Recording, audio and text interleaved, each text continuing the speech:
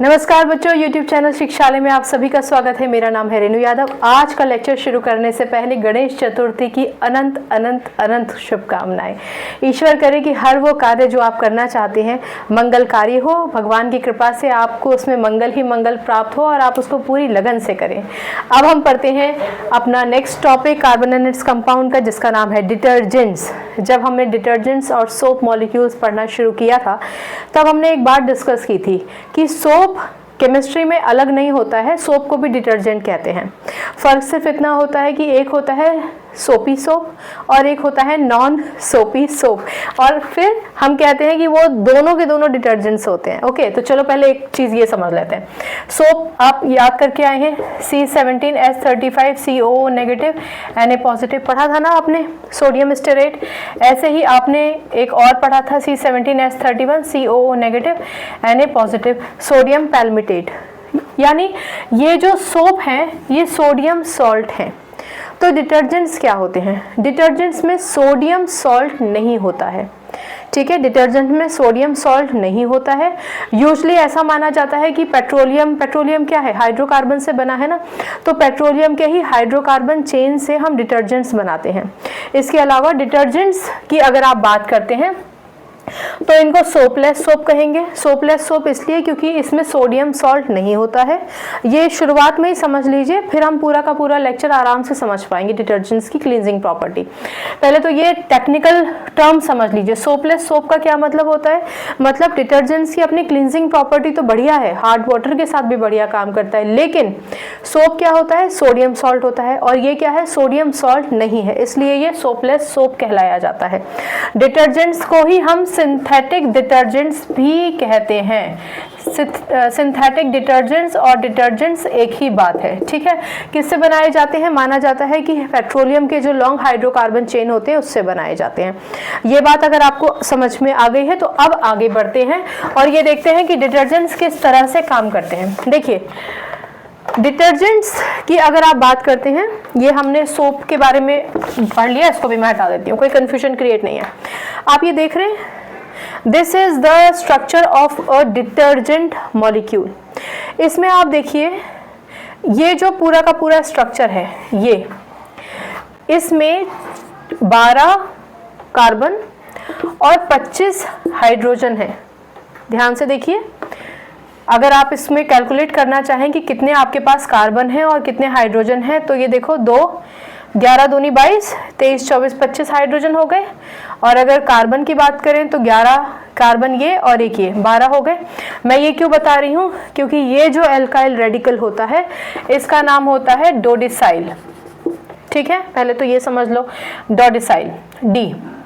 Okay, तो अगर किसी भी डोडिसाइल में कोई बेंजीन रिंग जुड़ जाए, यानी कि ये रही आपकी बेंजीन रिंग, ठीक है। आप बहुत भली भांति जानते हैं कि बेंजीन रिंग का क्या मतलब होता है, C6H6, यानी कि कार्बन भी 6 हैं और हाइड्रोजन भी 6 हैं। बेंजीन रिंग की मैं बात कर रही हूँ। अब क्या होता है, इस बेंजीन रिंग में एक तरफ आपके पास एक तरफ तो यही हो गया आपके पास डोडिसाइल ग्रुप C12H25। सिर्फ ध्यान से सुनो, मैं इसके रेफरेंस में इसको समझाऊंगी।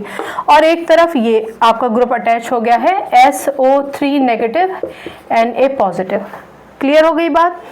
जब आप इसको खोलकर लिखेंगे, ठीक है, तो अब आप पहले तो ये समझिए कि इस C6H6 में से कार्बन तो जहाँ थे वहीं हैं, लेकिन यहाँ का एक हाइड्रोजन हट गया जिसकी जगह SO3 नेगेटिव Na पॉजिटिव आ गया। क्लियर? और एक हाइड्रोजन यहाँ से हटा जहाँ डोडिसाइल जुड़ गया। इसीलिए जब आप इसको ओपन स्ट्रक्चर में पढ़ते हैं तो C6H4 पढ़ते हैं। C6H4 क्यों? क्योंकि बेंजीन रिंग में से 2 हाइड्रोजन हट गए हैं, एक की जगह डोडिसाइल ग्रुप आ गया है और एक की जगह आ गया है आपका ये ग्रुप। इसको आप क्या बोलेंगे, SO3 जो होता है वो सल्फोनेट होता है। क्लियर हो गई बात? अब देखो, इसका नाम सोडियम, क्योंकि सोडियम है, एन डोडिसाइल, एन का क्यों, क्योंकि ये एक नॉर्मल स्ट्रेट चेन में देख रहे हो, आप कोई आइसोमर तो नहीं पढ़ रहे हो ना, स्ट्रेट चेन में डोडिसाइल है इसलिए एन डोडिसाइल। फिर बेंजीन इसके लिए इस्तेमाल किया गया है, और सल्फोनेट इस्तेमाल किया गया है SO3 के लिए। सल्फोनेट SO3 होता है, सल्फेट क्या होता है, SO4। क्लियर। इसका क्या नाम होगा, इसमें दोनों में फर्क है, देखो SO3 नेगेटिव Na पॉजिटिव और SO4 negative Na positive. Clear. इसका नाम समझ लेते हैं, सोडियम, ये रहा सोडियम, एंड डोडिसाइल। एन का क्या मतलब होता है, नॉर्मल चेन में। डोडिसाइल कहाँ है, देखो जरा टोटल कार्बन काउंट कीजिए, यहाँ पे तो कोई बेंजीन रिंग है ही नहीं, सारे के सारे कार्बन है।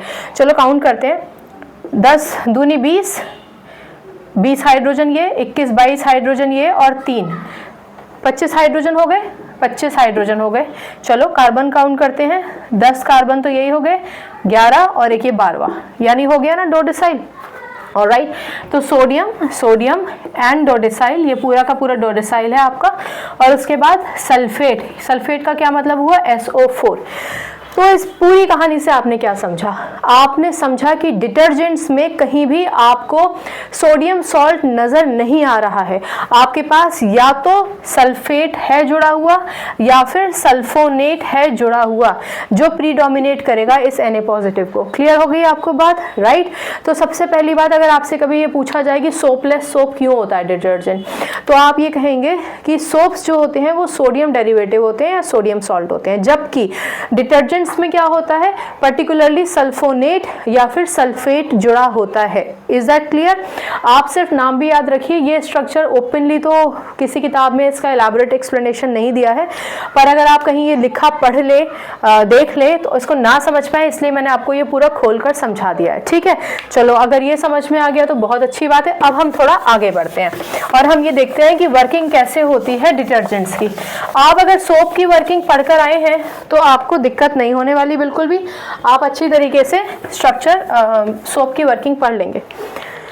ओके, जैसा कि एक सोप मॉलिक्यूल होता था वैसे ही एक डिटर्जेंट मॉलिक्यूल होता है। ये वाला पार्ट जो होता है वो हाइड्रोफोबिक होता है। आप जानते हैं कि हाइड्रोफोबिक जो होता है वही वाटर रिपेलिंग होता है, वाटर रिपेलिंग या फिर आप कह सकते हैं वाटर हीटिंग। क्लियर। तो ये तो हो गया लॉन्ग हाइड्रोकार्बन चेन, वही C12H25, ठीक है ना। और ये वाला जो आपका पार्ट है ये हो गया आपका आयनिक पार्ट, याद है ना, SO4 नेगेटिव Na पॉजिटिव या फिर SO3 नेगेटिव Na पॉजिटिव। तो ये हो गया आपका आयनिक पार्ट। और आयनिक पार्ट क्या होता है, ये होता है वाटर लविंग। वाटर लविंग की जगह आप हाइड्रोफिलिक शब्द का भी इस्तेमाल कर सकते हैं। अब इसकी वर्किंग कैसे होती है, बिल्कुल सोप की तरह। एक बकेट में पानी लीजिए, उसमें आप डिटर्जेंट मिला दीजिए। जैसे ही डिटर्जेंट्स मिला देंगे, ये जो लॉन्ग आयनिक पार्ट है इस तरीके से जैसे आपने सोप में पढ़ा था बिल्कुल उसी तरीके से हो जाएगा। लॉन्ग हाइड्रोकार्बन चेन, अगर मैंने आयनिक पार्ट बोला तो I take my words back, और ये जो आयनिक पार्ट है ये बाहर रहेगा।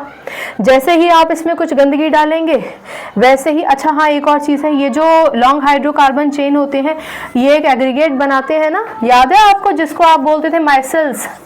ठीक है, तो ऐसे ही माइसेल्स बनाएंगे, इसमें कोई भी गंदगी डालेंगे तो ठीक वैसे जैसे सोप में होता था ठीक उसी तरीके से डिटर्जेंट मॉलिक्यूल काम करेगा, उस गंदगी को ट्रैप कर लेगा। यानी लॉन्ग हाइड्रोकार्बन चेन, अगर इसमें आपने कोई गंदा कपड़ा डाला है तो उस गंदगी को ट्रैप कर लेंगे।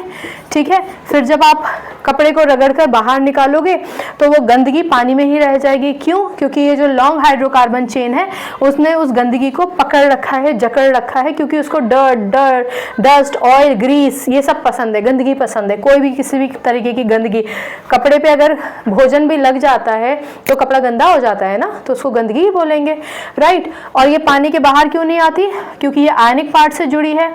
आयनिक पार्ट वाटर लविंग होता है, भले ही सोप का हो या डिटर्जेंट का हो, और वो पानी से बाहर नहीं आने देता है इस लॉन्ग हाइड्रोकार्बन चेन को। ठीक है, तो जैसे सोप में एक एग्रीगेट बन जाता था जिसे हम माइसेल्स बोलते थे, डिटर्जेंट में भी एक एग्रीगेट बनता है जिसको हम माइसेल्स बोलते हैं।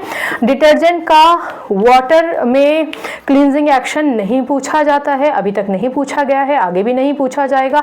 आपको बेसिक कुछ बातें याद रखनी होती हैं, जैसे कि डिटर्जेंट्स सोपलेस सोप होते हैं, मैंने आपको बताया है, क्योंकि उसमें सोडियम सॉल्ट नहीं होता है। डिटर्जेंट्स में होता है सल्फोनेट या फिर सल्फेट ग्रुप। क्लियर। दूसरी बात, अगर आपसे ये पूछा जाए कि मान लो कि मैं आपको एक टेस्ट ट्यूब में सॉफ्ट वाटर दूं, मतलब नॉर्मल पानी, और एक में हार्ड वाटर दे देती हूँ। हार्ड वाटर समझते हो, जिसमें इम्प्योरिटीज और सॉल्ट्स डिजॉल्व होते हैं जो हमने फिल्टर आउट नहीं किए हैं, जैसे कैल्शियम, मैग्नीशियम, और मैं आपको डिटर्जेंट दे दूं और कहूँ कि इन दोनों के बीच का अंतर, इन दोनों में बताओ कौन सा हार्ड है वाटर, ये वाला ये वाला, ठीक है। एक टेस्ट ट्यूब में सॉफ्ट है, एक टेस्ट ट्यूब में हार्ड वाटर है। डिटर्जेंट से आप पता नहीं लगा सकते हैं, ये बहुत इंपॉर्टेंट क्वेश्चन है। You can not identify the difference between soft water and hard water by using detergents, for the reason, क्योंकि डिटर्जेंट्स तो हार्ड वाटर में भी अच्छे से रिएक्ट करता है। रीजन, हार्ड वाटर में होता है मैग्नीशियम और होता है कैल्शियम, तो डिटर्जेंट्स जो होता है वो इतना सक्षम है कि इस मैग्नीशियम और कैल्शियम को डिसॉल्व कर लेगा। क्योंकि ये उसको डिसॉल्व कर लेगा, उसके साथ बढ़िया लेदर बनाएगा। यही एक कारण है कि detergents have better cleansing action than soap. Soap क्या करता है, सोप को अगर हार्ड वाटर में आप कपड़े धोएंगे तो सोप लेदर नहीं बनाएगा, मतलब झाग नहीं बनाएगा। इसके अलावा वो क्या करता है कि मैग्नीशियम और सॉल्ट के साथ एक ग्रुप बना लेता है, आयनिक ग्रुप बना लेता है, फैटी कंपोनेंट बना लेता है, जिसको हम बोलते हैं स्कम। आपने देखा होगा, अगर आप कभी ट्रैवल करते हैं ट्रेन में से, देखिए नदी में आपको कुछ गंदगी सी बहती नजर आ रही होती है, ऊपर ऊपर एक लेयर नजर आ रहा होता है, झाग नजर आ रहा होता है, ठीक है। झाग या फिर एक लगता है मैल की परत है, वो क्या है, वो स्कम है। स्कम का क्या मतलब हुआ, ये इनसॉल्युबल कंपोनेंट, डिसॉल्व नहीं कर पाता सोप, इसको इनसॉल्युबल रह जाता है, लेकिन डिटर्जेंट इसको डिसॉल्व कर लेता है। क्लियर। क्योंकि डिटर्जेंट मैग्नीशियम, कैल्शियम जैसी वो हार्ड वाटर की कंटेंट को अपने अंदर डिसॉल्व कर लेता है और हार्ड वाटर में भी बढ़िया लेदर बनाता है। इसीलिए डिटर्जेंट्स को हार्ड वाटर और सॉफ्ट वाटर के बीच में डिस्टिंग्विश करने के लिए इस्तेमाल नहीं कर सकते। ये बहुत इंपॉर्टेंट पॉइंट है। डिटर्जेंट्स में सल्फोनेट होता है या सल्फेट ग्रुप होता है, ये बहुत ज़्यादा इंपॉर्टेंट है। डिटर्जेंट्स हार्ड वाटर के साथ लेदर बनाता है, ये मैंने आपको बता ही दिया है। ऑलराइट, तो ये डिटर्जेंट्स को हाँ सोपलेस सोप भी बोलते हैं आप, या फिर नॉन सोपी कंपोनेंट भी बोलते हैं। नॉन सोपी भी डिटर्जेंट होता है। सिंथेटिक डिटर्जेंट्स बोलिए या डिटर्जेंट्स बोलिए, एक ही बात है। मुझे लगता है कि डिटर्जेंट्स को मैंने सम अप कर दिया है, राइट। अब अगर आपसे कोई भी सवाल पूछा जाता है तो आप लिख सकते हैं। सैम्पल पेपर सीबीएसई ने ऑलरेडी दे दिए हैं, वेबसाइट पर देख लीजिए। अगर आप बेस सुनेंगे, ध्यान से पढ़ेंगे, आप हर एक क्वेश्चन कर पाएंगे। नहीं बेस सुनेंगे, नहीं पढ़ेंगे तो नहीं कर पाएंगे। क्लियर। तो cleansing action of property, cleansing action of detergents आपको समझ में आ गया, सोप जैसी होती है। डिटर्जेंट्स आपको समझ में आ गया, कुछ भी इस टॉपिक डिटर्जेंट्स में नहीं रहा है। अब हम नेक्स्ट लेक्चर में सोप्स और डिटर्जेंट्स के बीच का एक प्रिसाइज डिफरेंस पढ़ेंगे, ठीक है। आज के लेक्चर में इतना ही। अपना ख्याल रखिए, खुश रहिए। अगली बार मिलने तक अपना ध्यान रखिए और अपने लक्ष्य के प्रति अपने आप को सजग रखिए। नमस्कार।